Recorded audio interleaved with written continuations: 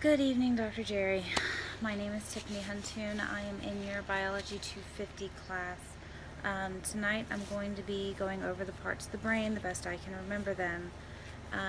This is the sheep's brain that was provided to us. I've already kind of cut into it, and I've already cut it into hemispheres to make this a little easier. Alright, so, oh, hold on, I've got the wrong stuff up. Sorry. Okay, so on my screen, if you can see, I only have the checklist up. I'm kind of gross now, so I can't really move it. But we're going to go ahead and start. Based on what I have studied and what I've learned, I'm going to point these out the best that I possibly can. Alright, so we're going to start with the exterior. We've got the cerebrum with your two hemispheres. Sorry, I've got to move it up. Okay. From what I understood from the visuals that I saw, your sulcus is going to be anterior to your gyrus. So I think it's somewhere right here. And then your gyrus is right here. I didn't really see any markings that would make it stand out to me, but judging from what I've seen, the diagrams that I've studied, it's in here. Sulcus, gyrus. I've already showed you the longitudinal fissure. So let's move on to the midbrain. If you look underneath, let's see. Oh, yuck. I just messed with something. Up in here is your pundicle. I saw some that said it was more up here, but what I saw was that if you looked at an inferior view of it, it would be down under here. And up in here would be your superior and your inferior colliculus, excuse me. So, right up, up in here.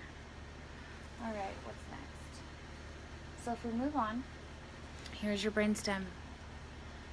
First comes the medulla oblongata, then your pons, and then your midbrain. Right in here. Alright. If you move on to the cerebellum, the cerebellum looks kind of like a tree. Your vermis is anterior to your cerebellum. And your lateral hemisphere is going to be right in here. You can see that. What else we got? We've got your meninges. Now your meninges are going to come up at the top. It's going to start with your dura mater at the very top. And then you're going to have the arachnoid and then the pia mater. I think I said that right. Moving on. Uh-oh. Let's see. I'm looking for the pituitary gland here. Alright, so okay. So your pituitary gland, I'm going to rip this thing apart, I'm sorry. It's right here, this little guy. Right there. Then we're moving on to the cranial nerves, so let me put them back together. Cranial nerves. Alright. Please don't fall. Okay. So I'm a little confused on the cranial nerves, but I'm going to try my best. This is the chasm. Your cranial nerve is going to be up in here, and this is your cranial tract. Okay, and then moving up to the very anterior of the brain, you've got your olfactory bulb and nerve up in here. Okay? Yeah. What's next? Your oculomotor nerve is going to be right under the chasm. I still don't know how to say it. Up in here. Your trochlear, I believe, are these two that are very superficial. At least that's what it looked like on the diagrams that I saw. Trigeminal is going to be somewhere in here. Sorry.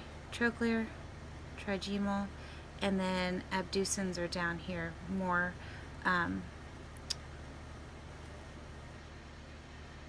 dorsal.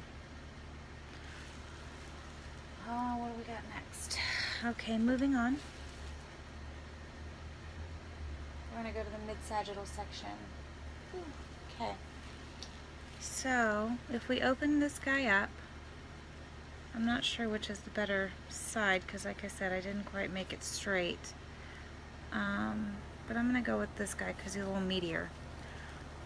Alright, so we're gonna start with your corpus callosum. Your corpus callosum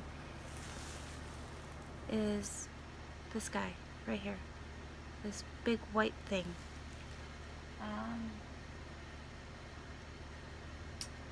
The thalamus. The thalamus is in here, and then your hypothalamus is down here. I think. Okay. Let's see. Your lateral ventricle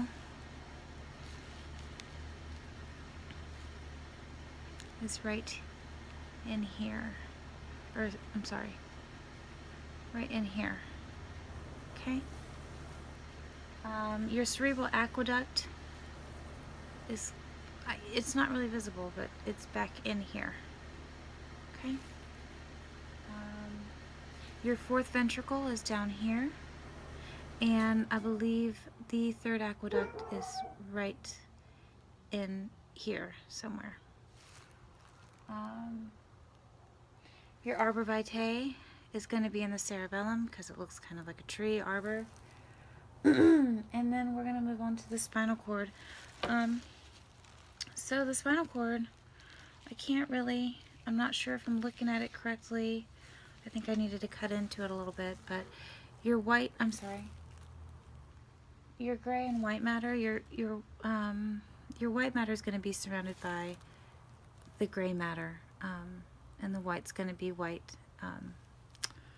But I don't know if I can really get, oh, there we go. Hold on, sorry. So, okay, I gotta do some surgery here. If I can. I don't know if I can. Okay, I've been dreading this lab for weeks, by the way. Alright, and my gloves are too big for my fingers. Okay. In here.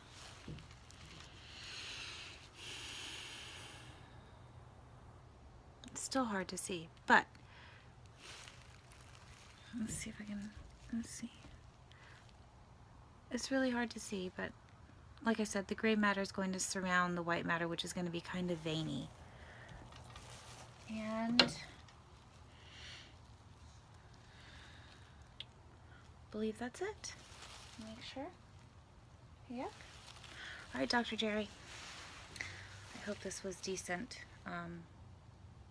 I tried to study it before I did. Study it with it in my hands so that I could get it would be more tangible. So I really hope I explained where everything was. Some of the stuff is really hard to see, but this is the price you pay when you have to do stuff online. So I really hope you have a wonderful night. Thank you for your time.